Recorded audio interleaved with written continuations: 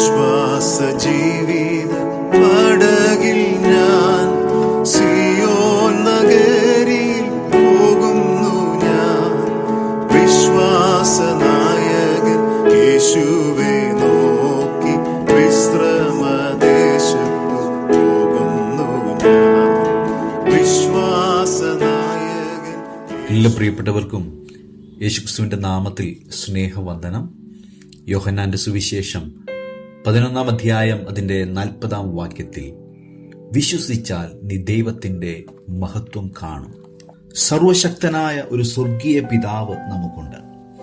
ആർക്കാണ് ദൈവത്തിന്റെ അത്ഭുതകരമായ പ്രവൃത്തികൾ അനുഭവിക്കുവാൻ സാധിക്കുന്നത്? ദൈവിക ശക്തിയിൽ വിശ്വസിക്കുന്നവർക്ക് മാത്രമേ അത് സാധ്യമാകുകയുള്ളൂ. എല്ലാറ്റിനെയും മാറ്റിമറിക്കുവാൻ കഴിയുന്ന അതുല്യ ശക്തിയാണ് വിശ്വാസം. ശൂന്യതയിലുള്ള വിശ്വാസമല്ല, പ്രത്യുത തന്നിൽ വിശ്വസിക്കുന്നവരെ സഹായിക്കുകയും അവർക്കു വേണ്ടി അത്ഭുതങ്ങളെ പ്രവർത്തിക്കുകയും ചെയ്യുന്ന ജീവനുള്ള ദൈവത്തിലുള്ള വിശ്വാസം.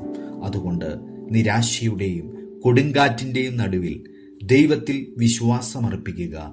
ഭയപ്പെടുമ്പോൾ ദൈവത്തിൽ ആശ്രയിച്ചാൽ ഭയം നമ്മളിൽ നിന്ന് മാറിപ്പോകും. എന്നാൽ വിശ്വസിച്ചാൽ നിങ്ങൾ അത്ഭുതം കാണും.